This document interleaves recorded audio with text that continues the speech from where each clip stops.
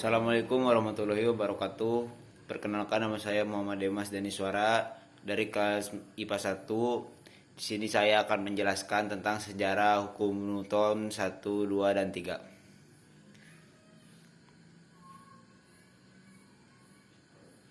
Sejarah hukum Newton. Hukum Newton 1, 2, 3 terlahir dari banyak campuran pemikiran ilmuwan dan filsuf seperti Aristoteles, Galileo, Descartes, hingga pemikiran pertama yang Newton gunain sebagai dasar hukum Newton adalah dinamika versi Aristoteles. Aristoteles ngejelasin kalau suatu benda yang bergerak ke bawah bakalan dipercepat secara proporsional sesuai berat benda. Dinamika Aristoteles ini bakalan menjadi dasar dalam hukum kedua Newton. Namun dinamika Aristoteles gak bisa ngebuktiin seberapa fenomena yang ngebuat banyak ilmuwan mempertanyakannya. Seseorang ilmuwan penganut heliosentris bernama Galileo ngebuktiin kebenaran dinamika ini dengan cara menjatuhkan dua benda dengan berat berbeda dari atas menara Pisa. Kedua benda yang dijatuhkan Galileo dari atas menara Pisa menunjukin kalau kedua benda jatuh pada waktu yang bersamaan. Galileo nemuin kalau gerak benda ke bawah enggak dipengaruhi oleh ukuran dan berat benda sehingga kebenaran dinamika Aristoteles diragukan.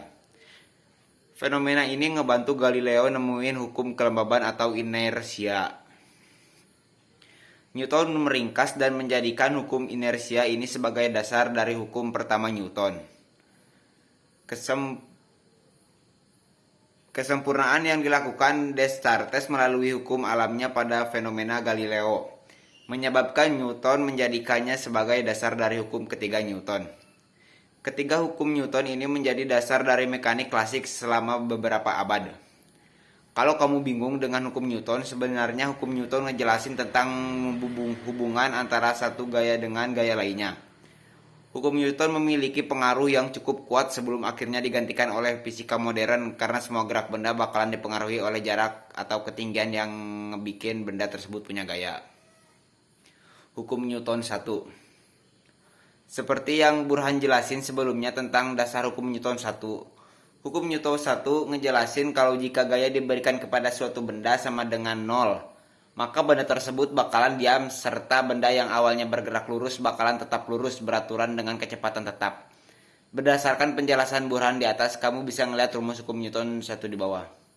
Rumus hukum Newton 1. Gaya yang diberikan sama dengan 0, artinya total gaya yang diberikan dari segala arah sama dengan 0, sehingga rumusnya dapat dituliskan seperti di bawah ini. Seperti ini nih. Maaf bu, gak tahu bu ini apa. Karena suatu benda nerima banyak gaya, terdapat beberapa rumus yang bisa digunain untuk menghitung nilai gaya tertentu yang terjadi pada benda seperti di bawah ini.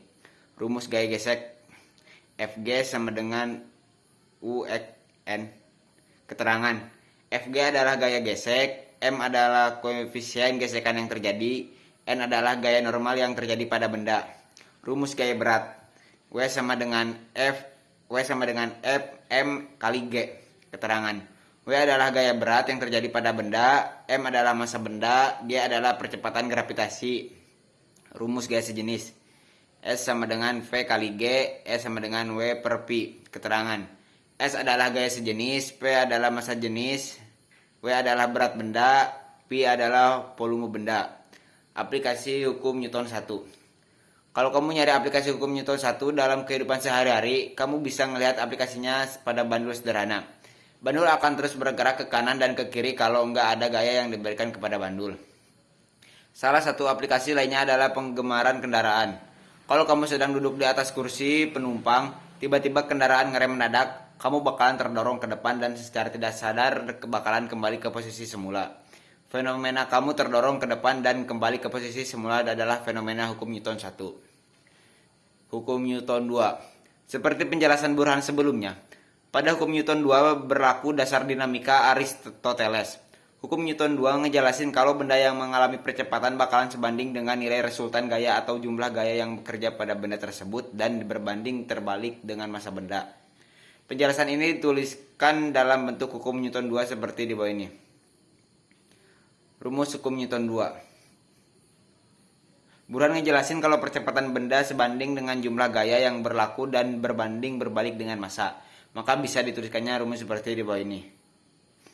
Aplikasi hukum Newton 2. Penerapan aplikasi hukum Newton 2 dalam kehidupan sehari-hari sangat banyak, seperti ketika kalau kamu lagi narik sebuah kursi dari suatu titik ke titik lainnya. Gaya tarik yang kamu kasih ke kursi bakalan sebanding dengan nilai percepatan benda yang berdampak terhadap pergerakan benda tersebut. Kalau kamu ngasih gaya tariknya kecil, maka percepatannya bakalan kecil. Jadinya benda tersebut bakalan minim bergerak dan gak peduli masanya besar atau kecil. Penerapan lainnya ketika kamu menggiring bola pada saat bermain sepak bola, gaya yang kamu berikan ke bola bakalan sebanding dengan percepatan bola. Hukum Newton 3. Burhan bakal ngejelasin hukum Newton 3, yaitu suatu benda yang ngasih gaya pada benda lain bakalan nyebabin benda lain memberikan nilai gaya yang sama tetapi berlawanan arah dari arah gaya yang diberikan benda pertama. Sebenarnya kalau kamu ngasih gaya ke arah kanan pada benda A sebesar 30N, benda A bakalan ngasih gaya yang sama besar 30N tapi ke arah kiri. Rumus hukum Newton 3. Dari pernyataan tentang hukum Newton 3, sehingga dapat dituliskan rumus sebagai berikut. Faksi sama dengan negatif reaksi. Keterangan. Faksi adalah gaya yang dikenakan ke suatu benda. Reaksi adalah gaya yang dikeluarkan benda ke pemberi gaya. Aplikasi hukum Newton 3. Penerapan hukum Newton ketiga dalam kehidupan sehari-hari sangat banyak, seperti kalau kamu lagi mukul atau ngelempar bola ke sebuah dinding dengan besaran N, maka benda bakalan terbalik ke arah dengan besaran N juga. Atau kamu sedang duduk di kursi dengan besaran A, maka kursi bakalan menahan bebanmu sebesar A ke arah atas. Kamu juga bisa ngelihat seseorang yang sedang mendorong dinding. Dinding bakalan ngasih gaya yang sama besar dengan gaya yang diberikan seseorang kepada dinding yang arah berlawanan. Hukum Newton 1, 2, dan 3 sangat berdampak besar terutama dalam mempelajari mekanika klasik. Dengan belajar hukum Newton, kamu bisa memahami fenomena yang terjadi di alam terutama buat menghitung nilai gaya yang terjadi. Semakin banyak berarti soal hukum Newton bakalan ngebantu kamu buat memahami lebih mudah hukum Newton ini. Sekian dari saya, Muhammad Demas. Wassalamualaikum warahmatullahi wabarakatuh.